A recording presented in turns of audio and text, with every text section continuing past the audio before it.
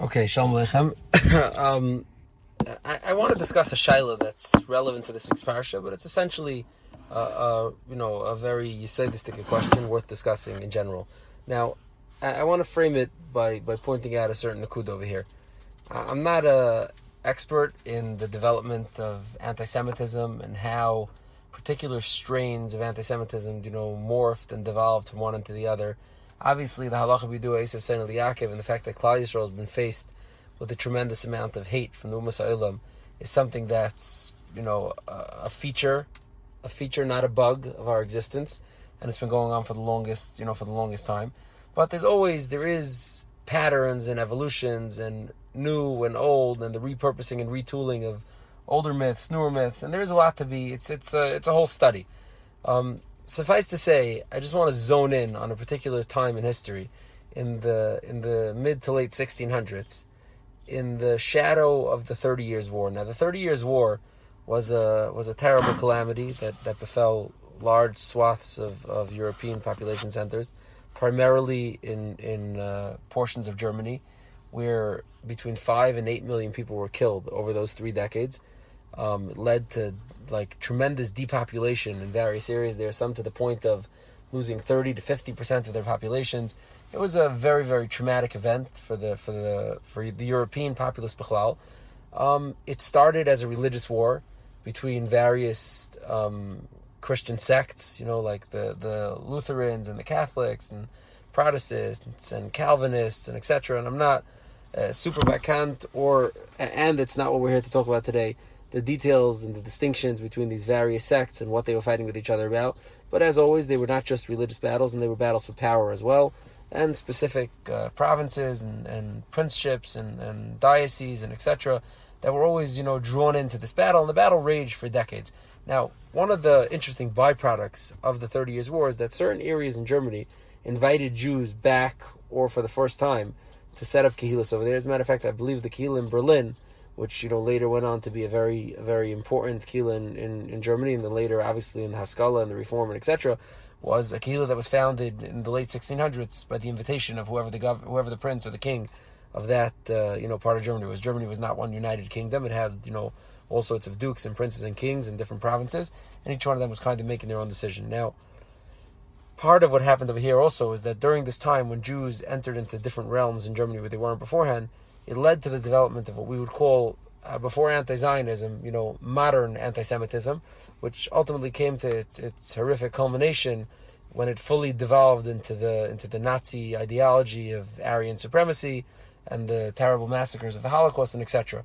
But the earliest roots of this form of anti-Semitism, which was not religious in nature, so to speak, it was more of a critique of Jews and anti-Judaism, and then later on an anti-Semitism, was developing in this time and place in Germany. Now, some of the leading lights of this anti-Semitism, one of the most famous ones, is a person by the name of Johann Eisenmenger. I could be pronouncing his name wrong. He lives in the late 1700s. He's actually someone who, at a certain point in his life, it seems, he flirted with becoming a ger, and he went to live in areas that had large Jewish populations. He even became close to certain, first-rate Talmidei Chachamim. I believe Rabbi David Lida was close to him. At some point, he became very disenfranchised with Jews, and he published a 2-volume, 1,000-page tome on anti-Semitism, on anti-Judaism. I think it was called the I don't know how to pronounce it even, but it's I forgot what the name of it is. But he put out a massive tome, and it served as one of the bedrocks of German anti-Semitism for the next, many, many years. And from there spawned further into the anti-Semitism that we've unfortunately been all too familiar with. Now, what's interesting is he had a patron, let's call it. Johann Eisenmenger was a Yassim. He was a boy at 10 or 11 years old who lost his father. And he had a patron whose name was Prince Karl Ludwig van der Flatz. He was a king or a prince in an area in the Rhine of Germany. I believe the University of Hindenheim, maybe. It was a relatively large population center, a sophisticated area, and this Prince Karl Ludwig, who became the patron of Johann Eisenmenger, he took him in as a young boy. I believe his father worked for this prince, and him seeing the potential in this child, he brought him in, he raised him, and this is one of the ways that people feel it can be established that Prince Karl Ludwig van der Flats was an anti-Semite. But what's interesting is that he himself engaged in a fascinating conversation with some of the Gedolei HaRabbanim in Germany, questioning, the Jewish Hanhagis and the Jewish Minhagim in particular in regards to their dealing with the Goyish courts. And it's a conversation and a nidin that's recorded by very mainstream poskim, by no less than the Chavos Yair, who in a famous tshuva, records a conversation that his brother-in-law had with this Prince Karl Ludwig, relating to Sheikhad, and that's the conversation that I want to go into a little bit. Now the Chavos Yair is in Siman Kuf Lamed Vav. Over there he has a whole arichas about this tshuva, but I want to just open up with a little bit about the nature of Sheikhad, so to speak, the corrosive and pervasive nature of Sheikhad, and then we'll move on to the particular context that the Chavos Yair is talking about. Now, Stam, obviously, it's very famous and well known.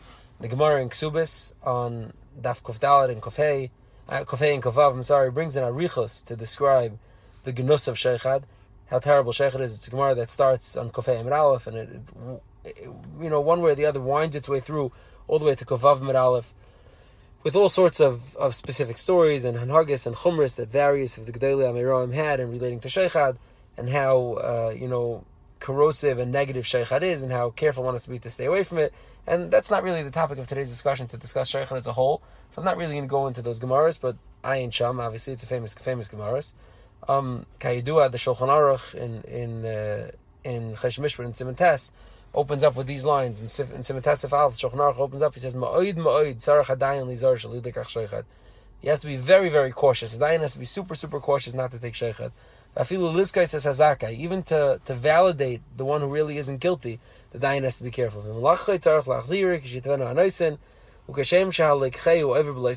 like the one who takes it, the dayan who takes it is over in the the one who gives it him over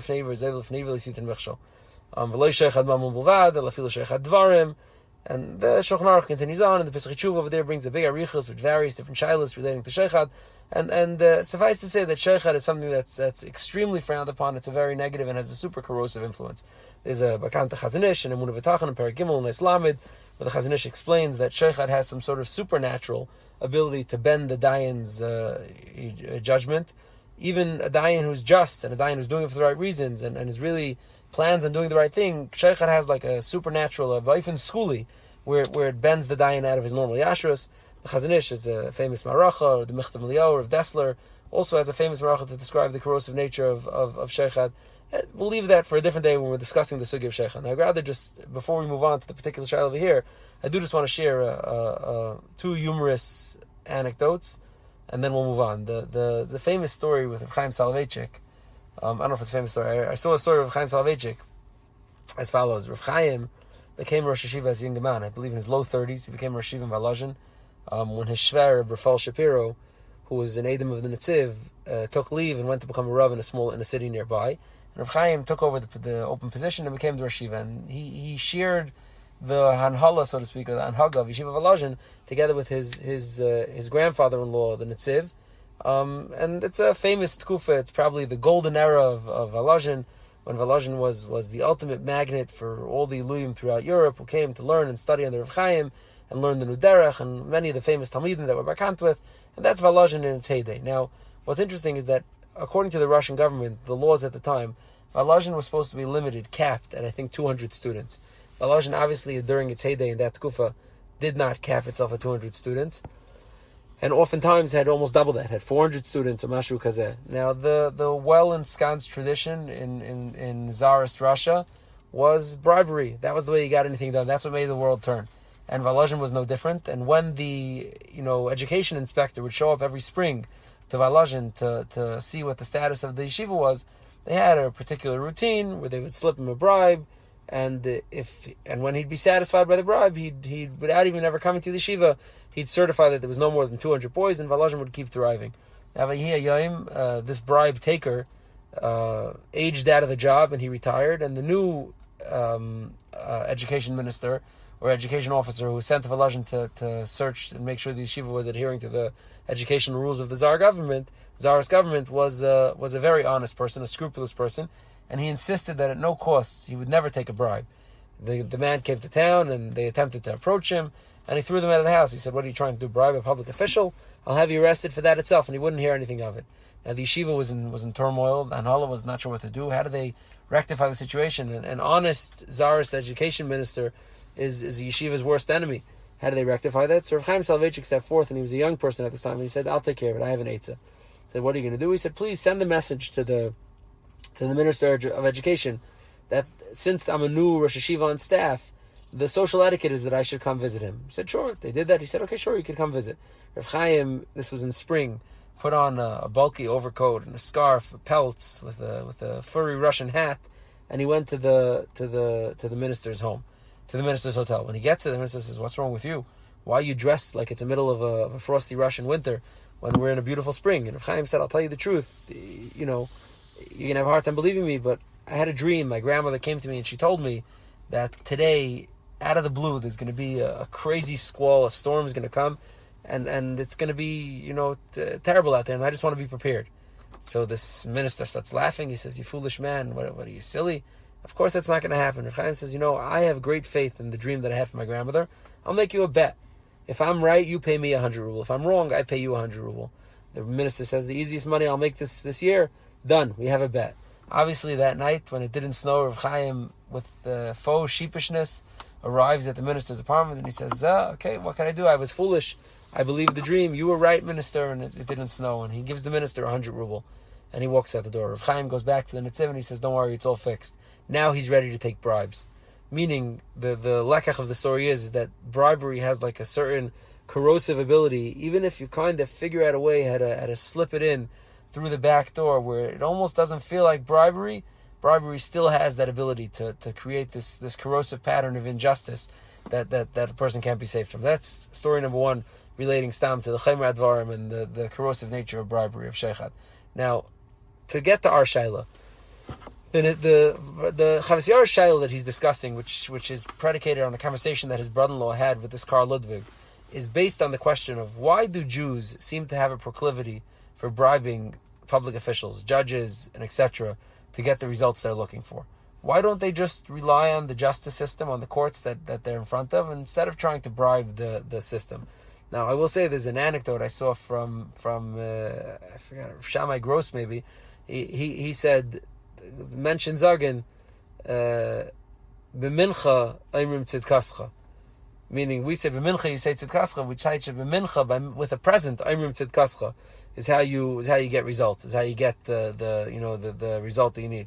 B'yich sheyeh, the Chavas Yair is addressing in the Shaila the prevalence of this custom, and it's based on a conversation. So I want to read from the Tshuva a little bit. The Tshuva is in Simon Kuf Lamed Vav, and let's read a little bit from the Tshuva. It's fascinating. Then we'll see maybe some of the later Tshuvas and maybe the evolution of this Shaila in one way or another. So the Chavas Yair Shaila is as follows: Masha miktas Rashi Hadar. Now, by the way he phrases the Shaila already, you see that he's frowning upon it. Meaning the Chavas Yair is clearly not pleased by the idea, although he's not going to say it clear. It says Masha miktas Rashi Hadar v'kali das u'poichzim v'sheyesh lem mishpat etzel shefet chakla imechad noisein imafrez litan leishaychad. They make sure to give some shaychad to the dayim v'nasalem davar zeh keheter. And this has become mamish like a heter gomer, like something that's totally permissible. And they have no problem flexing and telling other people that this is what they did to get the results they need. He says, at its simplest face value proposition, it would seem there should be over l'fnei iver. Just like we say that a ben noyach is muzar on dinim, it should be l'fnei iver to give this. Even though there's a bakanta machlekes Rambam and Ramban, which I don't think we'll go into, maybe we'll mention briefly in regards to how to learn the sugya of dinim for goyim. For sure, if the dayanim, mess up the din and ma'avis the din and they don't paskin appropriately, they're certainly over on the Slavim.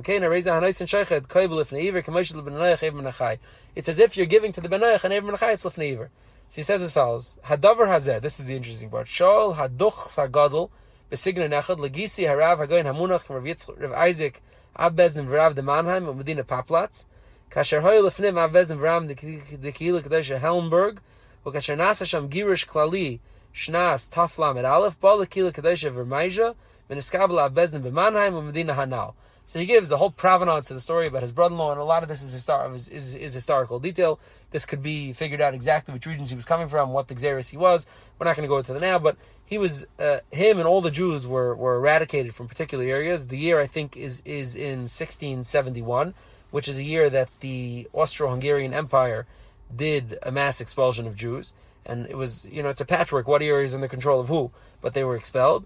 And this Duke, Karl Ludwig, Hamuflig B'chachma, invited many Jews into his provenance, and he was mishtashtea leprakim begisi aniske b'divrei sechlim. He would like to entertain himself. He would, tchachkezich with my shvager to discuss, intelligent matters. Upam echaz amad lo yaduch koivel ani lecha al balabatam Hashem remshaltecha al nishmasam l'sakram v'alecha leichicham lazirim. He says, I have a tain on you. He says, your job as a rav is to mechiach the people, to fix them. He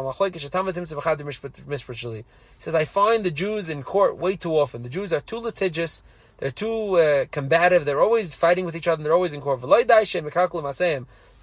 only are they constantly engaging in financial squabbles with each other and with those around them and end up in court, they're even corrupting and corroding the entire legal system. They're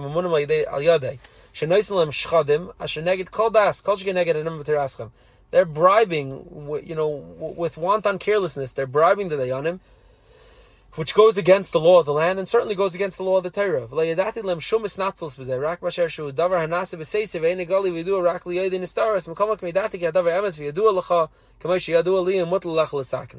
So he says, although they primarily keep it private, which is good, but I know that you know, and you know that I know that this is going on. So Rabbi, explain to me how this is justified. He says, Veheshiv Gisi, and my brother-in-law explained that it's taka not good, but he says he thinks that he can find the rationale for them. There's probably a rationale. He says, the Jew is in a court case with a non-Jew, and he knows that the judge, at least in that place, in that time, in a totally two-tier justice system, the judge will certainly side with his secular, with his non-Jewish compatriot, his co-religionist, which is what he thinks would be a mitzvah to do.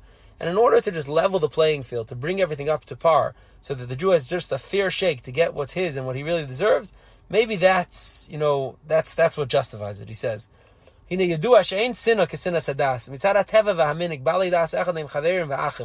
people tend to cluster with their co-religionists. People tend to find common cause and they identify with their co-religionists. So it's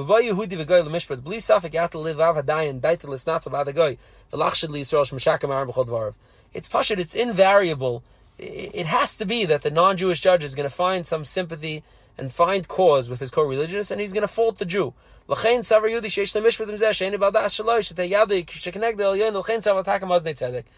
wants to do is level the scales of justice and bring it back to an even equilibrium.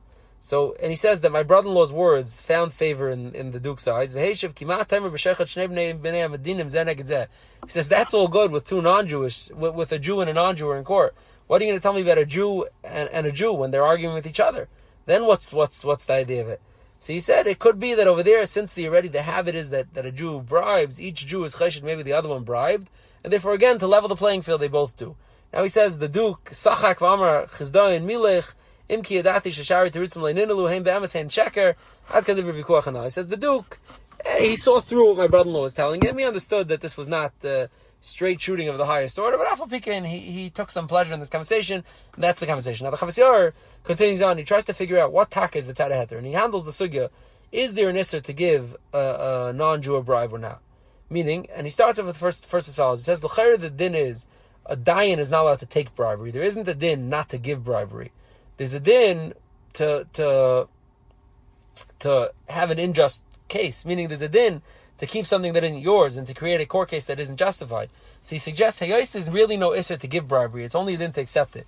And over here, just to level the playing field, there wouldn't be an issur b'chlal.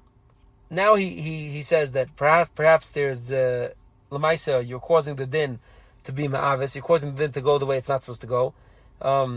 And even though the im afki ein adayin mezid rak danal pimash daite noitim chol makam achas shaychad garim netiya zu keneged emes havli avnu peshagam mitzad din.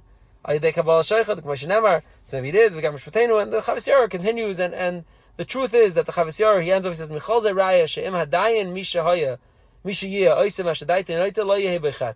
As long as the dayan does what he thinks is the right thing and he's not openly trying to do something wrong, it's not a chet. Rak she'ashaychad ulav b'fnei atzmai.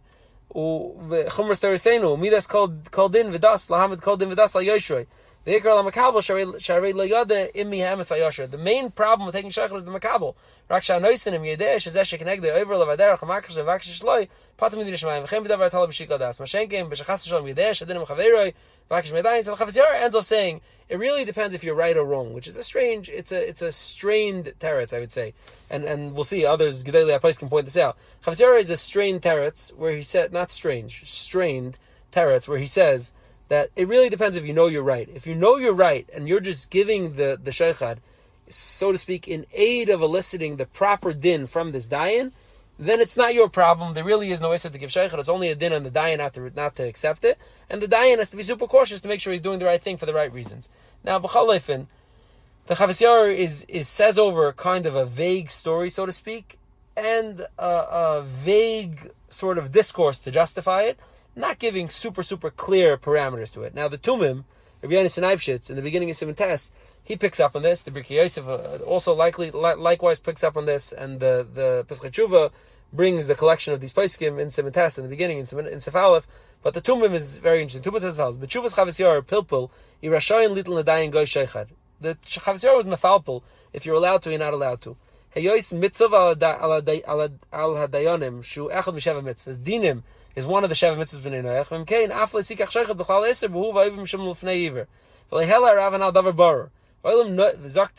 So first thing he says lehela rav anal davar barer. The Chavis Yair didn't bring up a clearer perspective on the Indian. He says, but what's interesting is v'ha'olam noig in hatem mishanim kadmonim v'ein sama leiv hanal. The Velt, he says, is noig to do it and nobody pays attention. V'tzarach lemid the sphere who the Velt holds, the chalatam shel sheichad is the makar v'dai tegabei. V'zeu b'Yisrael the krev masurim laden. Avol b'bnei Noach shekol ha'krev mutarim laden ein lem kir v'yosim mizeh. V'achal yodim shel dasav, and he continues on. He says that the whole idea of Issa Sheichad is only because it creates korva. Krevim is only something that's aser for Yidden. B'dinehem, that's not aser for a guy. That's not aser. He brings rayas from Gemaras. And over there he says, "V'im came the yachal laden al mam and atzma in l'chasheichad gadol mizeh shu chad mizeh nere the pashat heter. The heter was pashat because there is no iser for a guy to be a karev when he's dining, and therefore all this is korvashaf. Sheichad is not aser b'chaftzah to give sheichad. It's only because it creates korvashaf, and he brings some rayas to this. And since there's no korva that's being created over here, since even if the korva is created over here, it does not invalidate the non-Jew as a dayan. Therefore, there's no iser sheichad. Now, the Rabbi Yonis and Eibshitz is an early tshuva. The Chavis Yair is even earlier than him. But if you look through the Paiskim that discuss this, Lamashal, in after this, the Birkei Yosef discusses it, and the Chasam Sofer discusses it, the Shalom Meshiv discusses it. To me, and I could be wrong, this is just an observation, to me I feel like there's a pattern of as the legal system work towards and approach some sort of justified equilibrium, some sort of colorblind justice where Jews were not facing direct racism in court and directly a two-tiered system, the Paiskim begin to tighten the clamps of disallowing sheichad to even to non-Jewish judges. Now there is a late tshuva from the Halachic Yaakov and Cheshem Mishpat and Siman Beis where he allows bribery, but he's talking about a case where the punishment is it's a little bit of a different case. It's where he believes that the Jew is not really supposed to be punished at all, and it's just a cruel legal system that's going to punish him unjustly, and therefore he allows it. Now, it's hard to know what to extrapolate from the Chavis Yair from the Halachic Yaakov, because if you ask the justice reform campaigners, say from our camps and say from the general camps in America, there are many who believe that the justice system itself is highly corrupted, and there are many unjust sentences, and the sentencing code is not how it should be. So one could possibly make an argument that the Halachic Yaakov's argument and the Chavis Yair's argument that there's wiggle room for trying to affect the outcome that you need if the other side is unjust, maybe has room, but it's hard to say that and leibasi rak l'oyer. Now I just want to share one more ma'ar makom and we'll wrap up with this. Is the Chasam Sofer in Chelik Vav and Siman Yudalid has a whole tshuva where the Chasam Sofer strongly says that giving bribery to Goyim is aser. He says, Nimtza, I'll read you, the less din v'less dayan lahate lasa sheikhad laramay lahatas lemishvat chas v'shalom. It says it's pashut less din v'less dayan, it's not allowed to give bribery to a guy to affect the outcome you're looking for. Mavad avla dahanois and atzmai sheroitz elasas aval shah im kenegdai muzele askinin achanan askinin bahada avra lifnei iver shemachshal hashevet is that. But Vavad says that it's unjust what you're doing to affect this outcome that you don't deserve and you're harming your fellow man. It's also not allowed because it's lifnei iver and the giving to a guy to make him violate dinim is also too. Now, the Chasam Sofer does a little bit of a side trip explaining the machlekes, the Rambam and the Ramban that we glossed over. Now, what is interesting, rather, and I just need to mention this, is that the Ramban that mentions the Isser of the chiyuv of dinim for non-Jews by the story of Shem and Yaakov Avinu's children in Perek Lamed Daled and Pasuk Gimel, the Ramban over there brings the Yerushalmi. No one else since the Ramban has found this Yerushalmi, but he says, "Yerushalmi amru b'dinim shel neach hit the dinay nerag lakach sheichad nered." The Ramban brings a Yerushalmi. Now, we don't know what he's referring to. Meaning, is this a Yerushalmi that we have that we lost, or is it something else that was called Yerushalmi? It's hard to know. As far as I know, none of the other Achronim have managed to find this Marmakim. But the Ramban seems to be saying that Sheikhad is Bedinam and it's Chayiv Misa for a guy. Now, in that case, it's certainly Lifnei Iver to be Machshalim and something that's so severe. And the Chasam Sofer makes reference of that. The Brit Yosef makes reference of that. But V'chalef, and the Chasam Sofer says it's pasha that it's also less dimvele, that less dying, that you're not allowed to bribe the non-Jew. Now, the Chasam Sofer does have a carve out, and this is again relevant to what we're saying. He says, Achle pa'amim, ha'yisrael yedea ba'atzmai, sha'adin imai. Sometimes the Yid knows that the din is really with him and that he didn't do anything wrong. V'oid lepa'amim v'roiv pa'amim shekenegdai, moide v'yedea mavur shechayev lai. Sometimes even the tzad shekeneged, even the antagonist in the story is moide to the protagonist that he really deserves, that he's really correct. Sometimes it's hard to see it through, to actually bring it to its conclusion. And the Shayfit is just lazy or careless and is taking more pity on his co-religionist than on the Jew. And the judge is not even a bad guy. He just thinks he's doing a mitzvah by helping his co-religionist. Over there, the even the Chasam Sofer says over there there's a carve out, and you're allowed to give sheikha to the judge to affect the right outcome. And here's a beautiful kick. The Chasam Sofer says a beautiful chap. Adarab, a mitzvah covered. You're doing a mitzvah. If not for the sheikhad that the Yid is giving the guy would end up violating his own halachas. Now he's saved. Now the Chasam Sofer ends up cycling through quickly over here a few different gemaras that could be rayas. He brings the gemara in Gittin and the Chasim Rabbeis about Yisrael is Yotze L'Hareg B'Dineim. And over there, the Gemara seems like he's supposed to give sheikh. And he says his pashut over there is because we're talking about a Jew who's being killed by a non-Jewish bezdin. Kol harigasim is shalemi din Torah mutalit and sheikh alatz nafshi. You're still allowed to give to save his life. Now, stam interessant, and this is one of the schwerste Yaivitzes. There is a tshuva from the Yaivitz in Chelik Beis in Simon Tess, where the Yaivitz writes a shaila about a Jew who murdered another Jew unjustifiably. It actually has to do with talking in shul. One guy shushked his friend, and it led to calamitous outcomes of a murder. And the Chavas Yair, after reviewing the shaila and narrowly and deciding that the murderer is guilty, says that even if the guy want to punish him, we're not supposed to stop it and we allow them. Maybe we'll talk about that tshuva a different time when we handle the shaila of pidin shvuyim b'zman hazeh and pidin shvuyim of people who did wrong things and etc. But stam as an aside in the Chasam Sofer, the Chasam Sofer seems to believe from the Gemara Gittin there's a clear raya that if it's a Jew who's being put to death by a non-Jewish bezdin that doesn't have the ability or the justification or the right to do it, then bribery is in play. Then he also brings a Gemara in Yuma. And then he brings an interesting Gemara, the Gemara in Psachim, at the end of on Daf Nun Zayin, I believe, Nun Zayin or Beis. The Gemara brings a story of Yisachar Ish Barkai, who spoke, who mixed themselves into a discussion of the king and queen, and they spoke out of line. And the Gemara talks about him being taken out to be killed. And ultimately, the Gemara brings bribery into the equation. Now, I'll show it quickly. The Gemara in Psachim. It says as follows. The Gemara says, it starts on Nunzayin and Ralph at the bottom of the Gemara. The Gemara says, Havayasvi Malka Amr Gdiya Yai Malchus Amr Imri. There was a very, very high level important discussion that the king and the queen were having about what type of food is better. Amr Man Maichiach Kain Gadol the Kamasa Karbanis Kol Yema. So Asi EU they brought Yisachar Ish Kvar Barkai, who was the Kain Gadol, And Achvi biyadi Gediya yasik l'tmida.